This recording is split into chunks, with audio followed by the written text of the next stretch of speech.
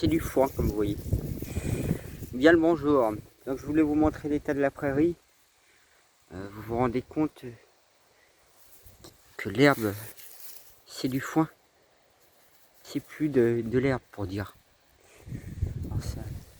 C'est là que les génisses, voilà ce qu'elles mangent. Vous voyez.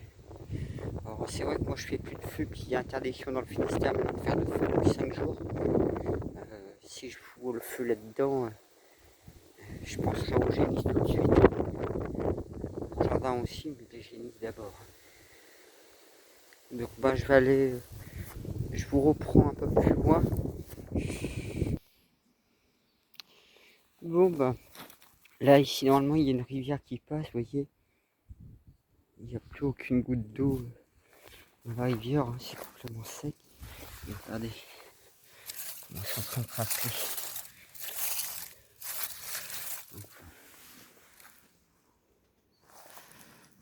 En plus là je viens de découvrir qu'il y a encore un arbre qui vient de tomber, un saule. Donc ouais, dans cette vidéo que je suis en train de vous faire, si on n'est pas encore tout à fait au jardin, parce qu'il y en a certains, ils osent dire qu'ils font pousser les plantes sans eau. Ces gens-là, il vaudrait mieux qu'ils se fassent plus petit que petit. Une plante. Donc vous voyez, genre cette partie-ci, elle est un peu plus verte. Vous avez les arbres juste au-dessus. Et puis vous avez le feuillage. Alors je vais vous expliquer au niveau du feuillage pourquoi. J'avais déjà donné dans la vidéo, une de mes vidéos, pourquoi moi mes plantes, certaines survivent et celles qui n'ont pas survécu est dû au massacre de ma sœur. Je vous avais fait le coup sur les tomates. Je vais vous reprendre dans quelques minutes. Quand je vous dis, hein, le sol, on voit, hein, regardez.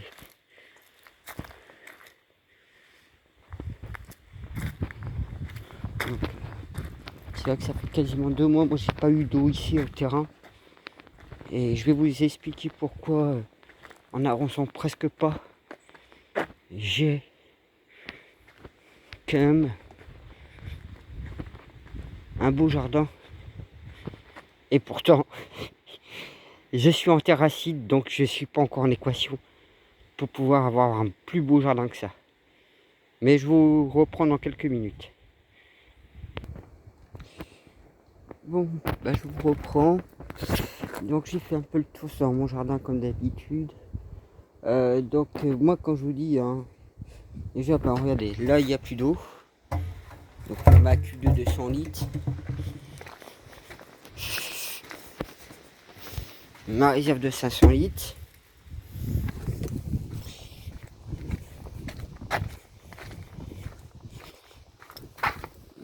Ma réserve de 100 litres. Voilà le fond. Moi, j'arrive au max. Je ne peux plus presque arroser du tout. Alors j'ai essayé au moins d'arroser au moins une fois par semaine.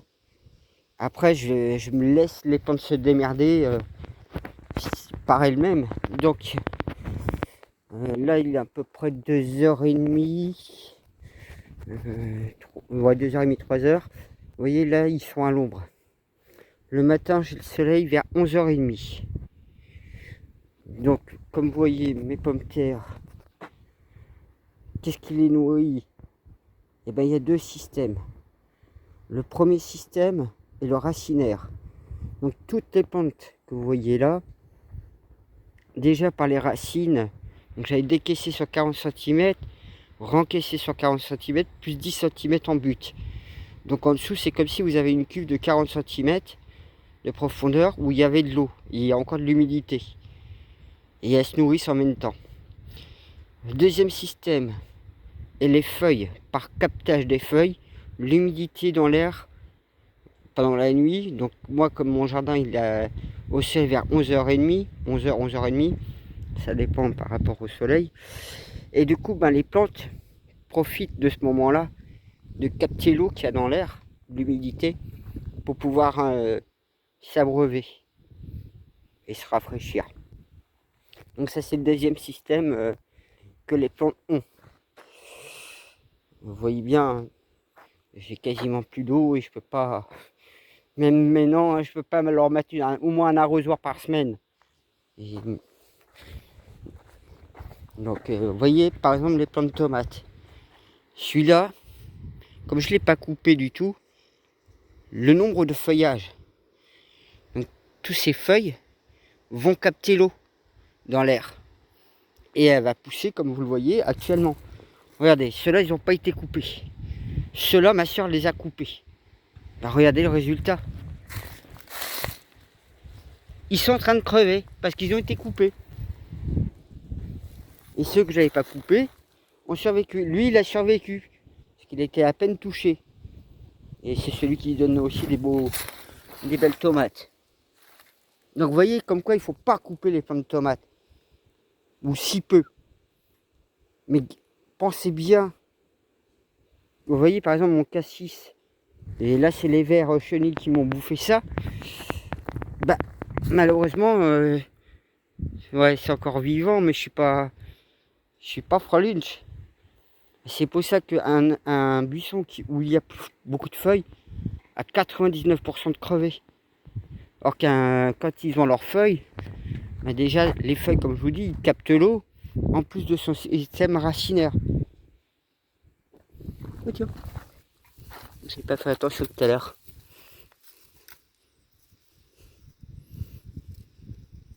Elle est presque mûre.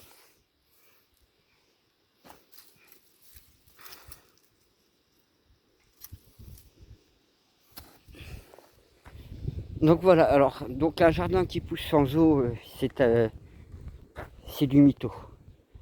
Une plante a besoin d'un minimum d'eau. Déjà au début pour qu'elle pousse. Donc il leur faut de l'eau. Et après, bon bah, si vous faites comme moi j'ai fait, j'ai fait quand même un décaissement sur 40 cm en dessous. Donc j'ai créé une espèce de cuvette pour qu'il y ait de l'eau qui va. Et puis comme j'arrose pas beaucoup, au moins une fois par semaine, j'ai essayé de leur mettre un peu d'eau. Mais je l'ai poussé plus, ça se débrouillait par elle-même. Hein. Donc ça a permis de développer aussi un sacré système racinaire qui a été chercher de capter de l'eau en profondeur. Si vous regardez hein, la profondeur que les plantes de tomates peuvent aller chercher de l'eau, puis c'est des plantes qui viennent des pays chauds. Par exemple mes pastèques, bon moi je savais pas si ça me donnait quelque chose. Et regardez comment elle est maintenant cette pastèque. J'ai vu comment elle a pris du volume.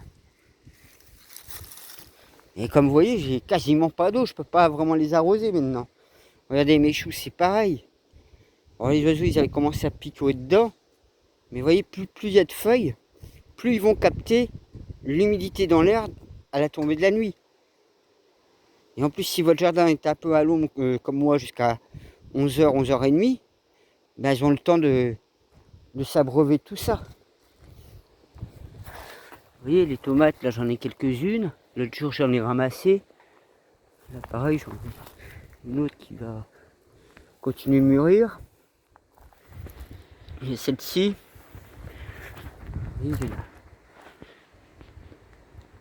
Pareil, vous voyez, pavron, là, j'en ai un autre qui arrive. Alors, c'est dommage parce que les aubergines, elles n'ont pas plus donné. Mais comme je vous dis, tant que ma terre n'est pas en équation, ça va être compliqué. Pour autant, vous voyez, ma rhubarbe, elle pousse très très bien. Je l'avais coupé un petit peu pour donner à ma soeur. Mes mûriers, vous voyez, ils ont pas d'eau du tout. Regardez comment ils sont en train de crever. Et chez ma mère et ma soeur, j'ai vu les entassés, ils sont en train de clamser. C'est pour ça que je ramasse quelques murs, mais je suis en train de les perdre au fur et à mesure. C'est pour ça que ça devient critique. Et alors c'est vrai que là j'avais fait un paillage, j'aurais dû peut-être faire plus de paillage. Mais bon, c'est tellement difficile. Parce que si je viens à pailler aussi et qui flotte, je peux attirer après les limaces. Là ici vous voyez, ben, j'en ai ramassé il y a quelques-unes. J'en ai ramassé 2 précisément. Celui-là, il est mort. Je le vois, hein, comment il est capote. Celui-là, ça va. Celui-là aussi, ça va aller. Donc j'en ai 2-3 là. Là, pareil, ça va aller. Celui-là, il est en train de crever. Ici, j'en ai vu un qui est en train d'arriver. Vous voyez, pourtant, j'avais perdu sur celui-là. Alors, comme vous voyez, hein, j'ai fait un mélange de terre. Je vais vous montrer les sacs. Parce que j'ai pris deux différents sacs pour mélanger les deux. Bon, mes melons, bah, pour l'instant, il n'y a pas grand-chose. Mes patates, bah, vous voyez, elles commencent légèrement à faner, certaines. D'autres, elles sont encore un petit peu en fleurs. Mais ça survit tout autant. Alors c'est vrai que, ben, vous savez, hein, j'ai mon puits à creuser. Le problème, c'est, vous voyez, avec la sécheresse, il n'y a plus d'eau dans la pierre et elle est devenue beaucoup plus dure à casser. Donc du coup, j'ai du mal à casser le granit. En plus, c'est du granit, c'est pas du calcaire. C'est compliqué. Donc du coup, ce que je vais faire, vu que j'ai des difficultés, je regarde parce que ça, c'est mes cornichons. Comme j'ai des difficultés à creuser dans la pierre, donc j'ai voulu voir pour un thermique combien ça coûterait. C'est quand même 5 à 600 balles d'occasion. Et puis ça me dérange avec les vapeurs de gaz. Louer 1 à 60 balles de la journée, s'il faut 3-4 jours, alors que je prends un électrique, et que je le fais quand c'est une période, on va dire, plus humide, casser plus facilement la roche, qu'elle soit sèche, comme là. Mais pour ça, vous voyez, il faudrait que je déplace l'arbre cet hiver, plus cet automne, que je construise ma cabane à abri de jardin, avec les panneaux solaires, la serre chaude à côté, la serre froide à côté. Et je pense mettre 3 cuves derrière ma cabane. Il y aura une autre cuve d'eau là-bas qui servira plus pour les poules. Donc les toits m'en permettraient. Et comme ça, vu que j'aurai de l'électricité, en achetant un électrique pour 150 balles, j'aurai à creuser, vous voyez. Parce que moi, tout de suite, j'ai fait le calcul financier. Louer un thermique à 60 balles de la journée, s'il me faut 6-7 jours pour descendre, ben, je serai plus en perte. Voilà, quand je vous disais que j'ai encore des pommes de terre en fleurs. Donc ici, ben, les carottes, l'autre jour, j'ai regardé pour celle-ci. Vous voyez. Donc c'est une belle petite carotte. Mais pareil, il n'est pas encore en équation. Là, les fraises, ben, j'en ai qui vont arriver tôt ou tard. Mais je crois qu'il y en a certains profiteurs dans le coin. Parce que je crois qu'il y en a quelques-unes qui ont été mangées. Ben, les framboises, bon, ben, j'en ai ramassé tout à l'heure. Bon, j'en ramasse pas beaucoup de framboises, hein. Des fois, c'est une petite poignée. Là, vous voyez, il n'y a pas beaucoup. Mais je mets tout ça au congèle. Et en mettant au congélateur, ça me permet d'amasser beaucoup plus. Parce que sinon, ça se perd très très vite.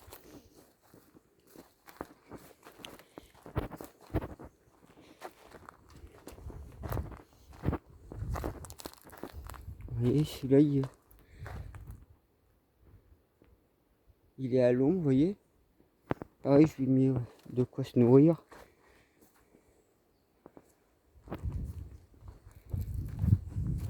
C'est vrai que quand il fait chaud que ça en pleine journée, ça permet aussi aux plantes, vous voyez là maintenant ils sont un peu à l'ombre. Ça leur permet de respirer un peu.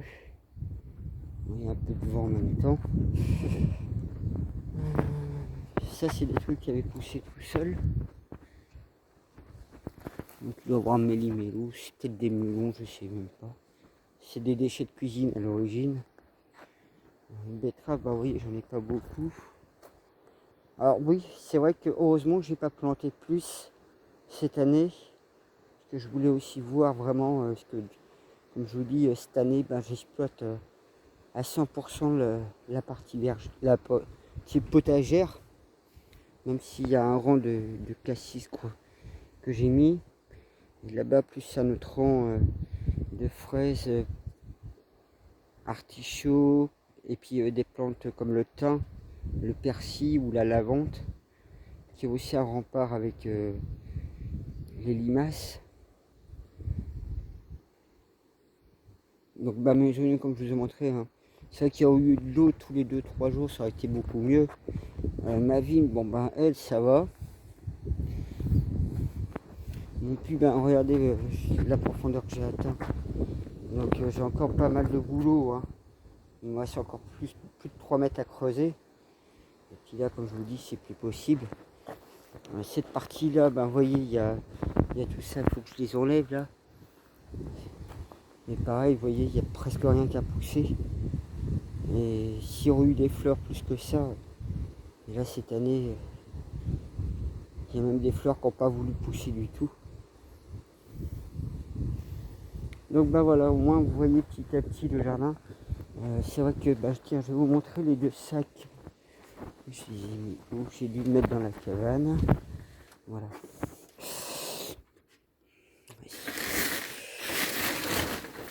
Donc vous voyez, voilà le mélange que j'ai fait en fait.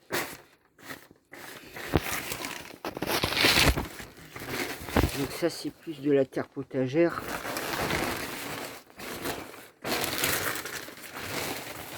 Et ici,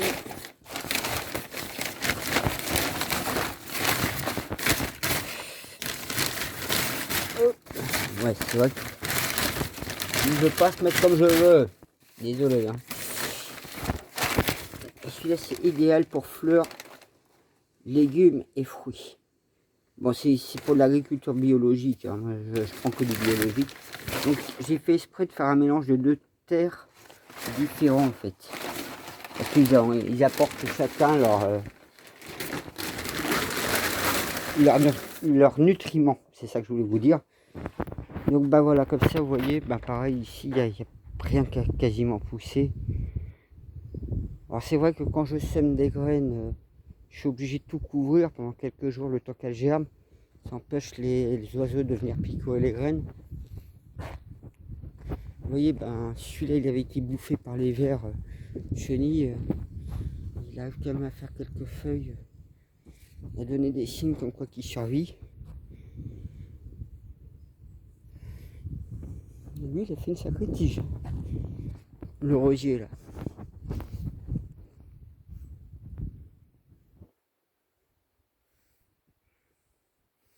Pareil, je vais vous montrer au niveau des pommes.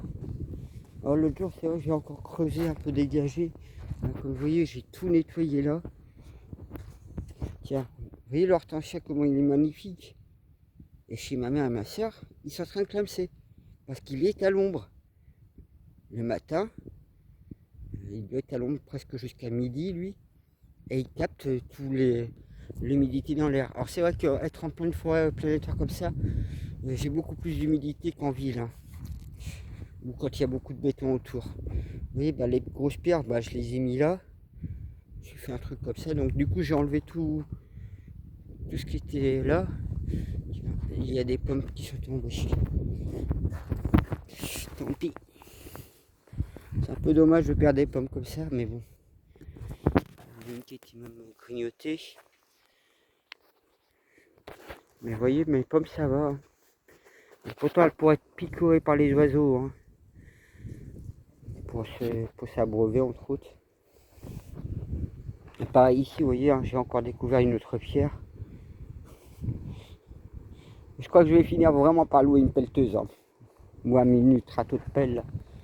Donc voilà, vous voyez un peu pourquoi et comment un jardin peut survivre en étant peu arrosé. Mais il faut vraiment avoir un jardin qui se trouve un peu comme le mien dans les bois à l'ombre. Parce que si vous n'avez aucun bois, rien du tout, et beaucoup de construction autour, vous aurez peu d'humidité. Hein. Et peu d'ombre en même temps. Surtout que là, comme je vous ai montré, moi j'ai plus aucune goutte d'eau nulle part. Et même si mon feu paraît assez sécurisé, je n'ose même plus faire de feu, tant que j'ai peur qu'il y arrive quelque chose. Bah à plus.